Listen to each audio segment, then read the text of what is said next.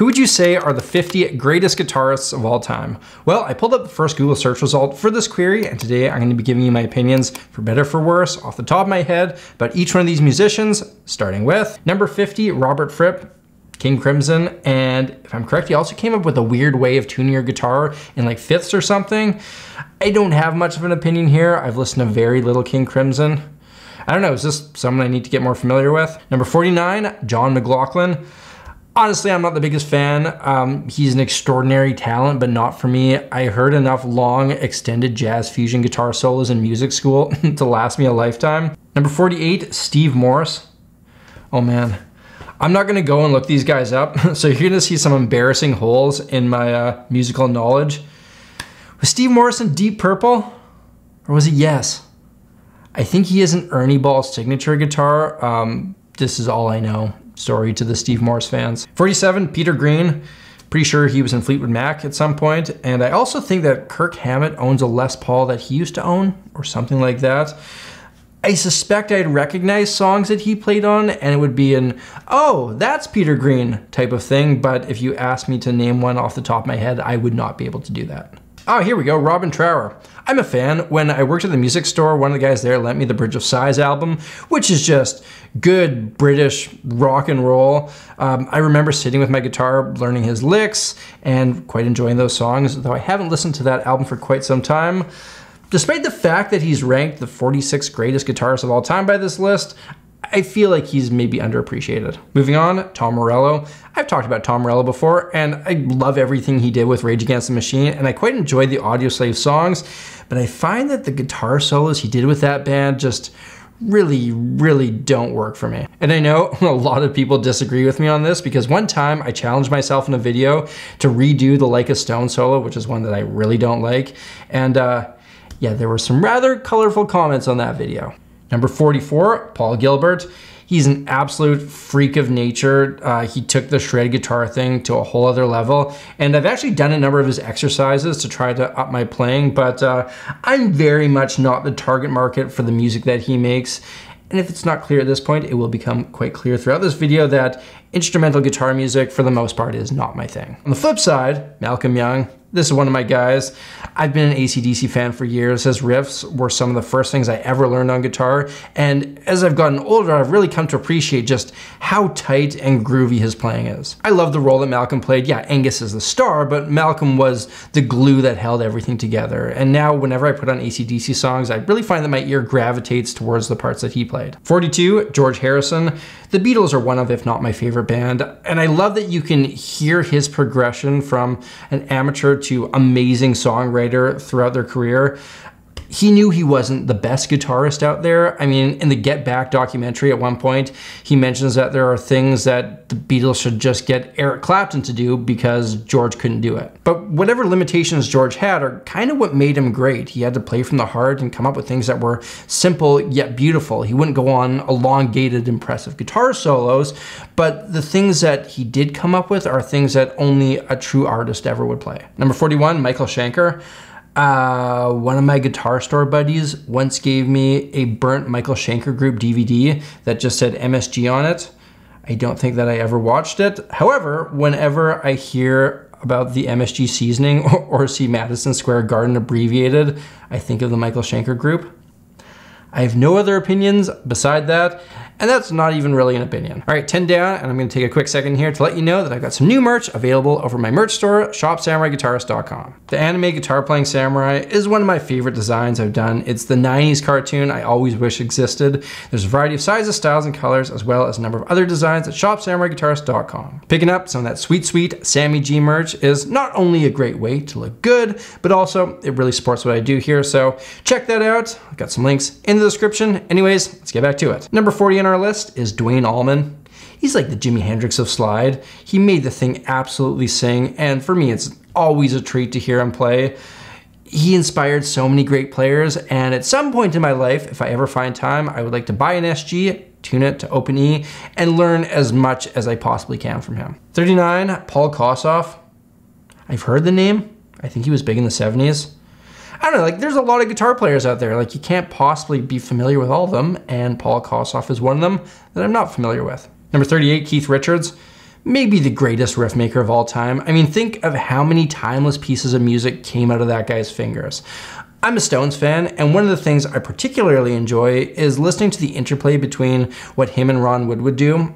I remember being a kid watching Rolling Stones footage and just thinking like, Keith Richards is the coolest guy in the world. That's one of the reasons why I want to play guitar. Moving on, Billy Gibbons. You know, I don't have a good reason for it, but I was never really a big ZZ Top fan. However, Samurai Jenny is quite a big fan, and as an extension, our 2-year-old has come to listen to them quite a bit and is always asking for us to put on ZZ. So since then, I've come to quite enjoy them, and I feel like Billy Gibbons is perfect at what he does. Number 36, Joe Bonamassa. You know, I've gone through phases of really enjoying him. I've seen him in concert, which was an absolute delight. I've got nothing but respect for what he does, and I actually played one of his songs in my final music school recital. But there's something about him that's not quite for me. It's almost like he's too good. The raw, gritty, beautiful emotion in the blues is something that draws me in. And with Joe, it's almost like he's too perfect, which is a testament to him as a guitar player. He's objectively amazing. But for me, after the initial awe wore off, I don't find myself seeking out his stuff all that much. Number 35, Mick Taylor. Really, he's ranked higher than Keith Richards? I quite enjoy the Stone stuff he played on, but I would not have expected him on this list. Maybe he had more influence than he's given credit for. I don't know, maybe it's a shame he's kind of an afterthought when it comes to talking about the Rolling Stones. Next up is Dave Mustaine. I'm not a metal guy by any means. I don't think I can name a single Megadeth song. I do enjoy some early Metallica stuff, though I'm not sure when he left, so yeah, not much of an opinion here. 33, James Hetfield. Seems good at what he does. See the last response. Number 32, Pete Townsend from The Who. One of the game changers as far as rock and roll songwriting goes, and he's definitely one of my favorite songwriters. His guitar playing served the songs perfectly. And I might be getting bogged down by semantics here, but I think of him more as a great artist and songwriter more than a great guitarist. Number 31, Kirk Hammett. I feel like the only reason Pete Townsend is where he is on this list is because the writers realized that they had 3 Metallica guitarists in a row and wanted to break it up. Kirk does his job well, but I don't know. I've never listened to one of his solos and felt like I had a desire to learn it. Number 30, Chuck Berry. A pioneer, one of the most important figures in rock and roll, one of the most influential people ever to touch the instrument. It's just a dang shame that you gotta bring up the weird and downright ugly personal stuff whenever you talk about him. 29, Steve Howe. Was he in Yes or was Steve Morse in Yes? Was Steve Howe in Deep Purple? Or was he in Kansas or something? Oh man, Guitar Steves are occupying the same space in my mind. Oh yeah, Irish Wonder, Rory Gallagher. So Samurai Dad actually showed me Rory Gallagher when I was quite young. I feel like maybe they even met a bunch of times. When my dad was working at a radio station, he used to play Rory Gallagher quite a lot, and as a result, Rory had a strangely large fandom in my hometown. This might be a false memory. I will have to consult with my dad, but yeah, big fan of Rory, brilliant blues man. Next up is Zakk Wylde. He's great. I saw him with Ozzy the night before my grade 11 biology exam instead of studying. Not really my jam, but he's just so good at what he does, and in certain doses, I can thoroughly enjoy. Frank Zappa, one of the most brilliant rock and roll musicians ever, one of the few guys that I would put in that genius category. With him, the ability to make extraordinarily unique, weird, and complex music digestible through his sense of humor and social commentary is something that I will always appreciate with Frank. And he also put out so much music. As a guitarist, he's kind of like a weird kid who sat in the corner of the classroom doing things by himself, and then he turned around with his art project and you're like, oh wow, that's actually awesome. I've tried to learn some Zappa solos and really struggle with it because he just like thinks and phrases music in such a unique and cool way. 25, Yngwie Malmsteen. Absolutely jaw-dropping for 30 seconds, but that's about all I can handle. 24, John Petrucci. I couldn't name you a Dream Theater song. There have been times where people have tried to show me stuff, but yeah, it's just not for me. Next up is Prince. I love Prince as a musician, performer, and songwriter. His guitar work is super funky. And this might be a bit of a controversial opinion, but yeah, I'm not the biggest fan of his solos. His records are some of my favorites. and this may be sacrilege, but I could do without the 10-minute Purple Rain solos. If I saw him in concert, that probably would have been where I would have gotten a beer. Number 22, Sinister Gates. I feel like I've heard this name, but yeah, that's about all I got. 21, Carlos Santana.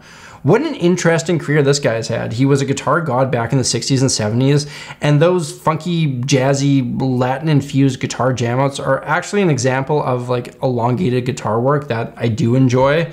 But then he came back 30 years later with the guy from Matchbox 20 and a bunch of pop stars, and suddenly he was a household name again. I've had to learn a bunch of these songs for pop gigs that I've played on, and while it's not like super complicated or anything, it's played extremely tastefully with an immaculate touch. Number 20, Angus Young.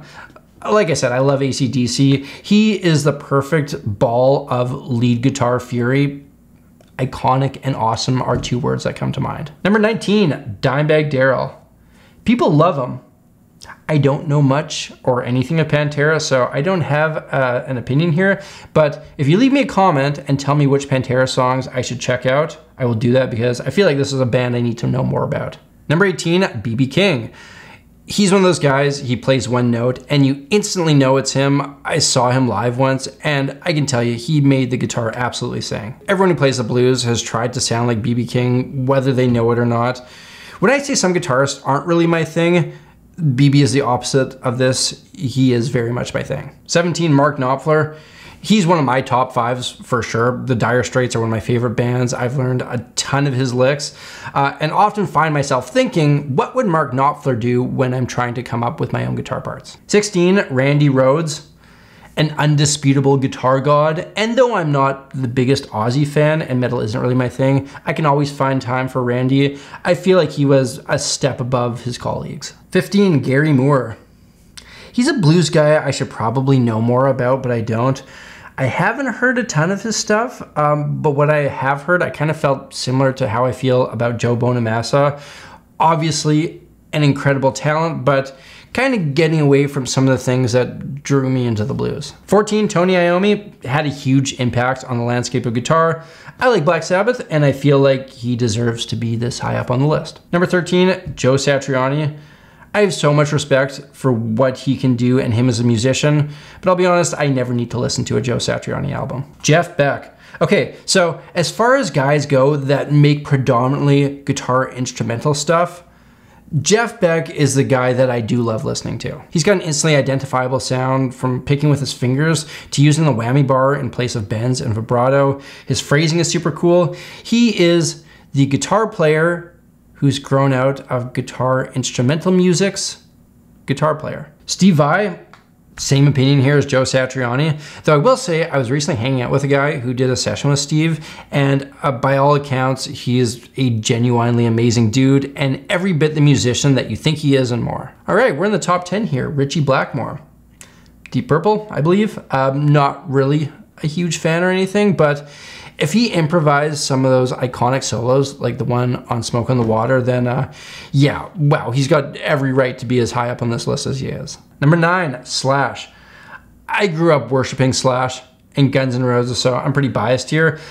He does what he does, and he does it incredibly well. I feel like he's the greatest rock star of all time. Nobody was cooler in the late 80s and early 90s as Slash, but yeah, nothing but love for me. However, if someone were to say that they weren't a Slash fan, I could understand why. Alex Lifeson, I'm kind of meh on Rush. I've listened to most of their catalog. I can appreciate it, but being Canadian, I feel like I should like them more than I do. Very important in the history of guitar, truly one of the greats, but yeah, Rush never really hooked me in. Number 7, Brian May. Queen's amazing. Brian is one of the many pieces of brilliance in that group. Seeing them live at the peak of their career would have been one of those things that if I could pick any concert to see, that might be it. Though I will say there are probably bigger Queen fans out there than I am. Number 6, SRV, Stevie Ray Vaughan. He's my guy. Of all guitarists I've ever listened to, his music has probably resonated with me deepest.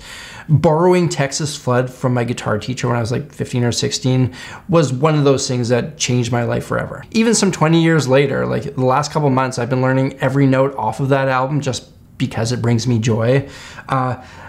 I've had to make an effort at times to remind myself that I should find my own voice on the instrument and not just spend all my time trying to sound like Stevie Ray Vaughan. Number 5, Eric Clapton.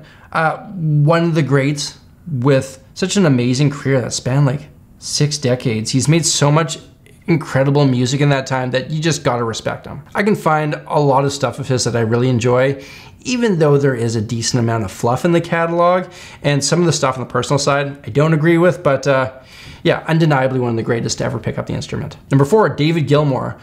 One of the few that I would happily listen to play a 20-minute long guitar solo. Nothing but love for me. His phrasing and touch are as good as it gets. Number 3, Eddie Van Halen. So I was never a Van Halen fan per se. I don't think I've ever learned any of his songs, and certainly I've never learned any of his solos, but he completely reshaped the landscape and was an absolute game changer. Everyone knows how great of a soloist Eddie was, but his rhythm playing is like deeply underappreciated. It's just so groovy and feels so good. Of all the musicians whose music I haven't really dissected, I feel like Eddie would be the guy I would love to find time to really study. Number 2, Jimmy Page. Led Zeppelin occupies a similar space in my life as Guns N' Roses. I grew up learning Jimmy's riffs. He's one of the reasons I do what I do. I love him. Love Jimmy's work on the records, though sometimes his live stuff was a bit sloppy, but I mean, that's also kind of the excitement and charm. But having said that, like, I would probably flip him and Eddie around in this list, but yeah, it's a toss-up between the two. And who could see this one coming, topping the list, is Jimi Hendrix. You'd have a hard time convincing me that there's any greater guitar player than Hendrix.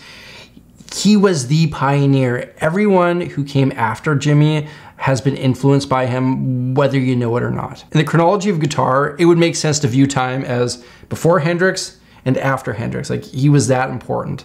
And I'm not gonna get into it as why he was the greatest guitarist, like that discussion has been done to death. Instead, I'm just gonna tell you why I like him so much. First of all, he wrote some of my favorite songs, from driving rock to beautiful ballads.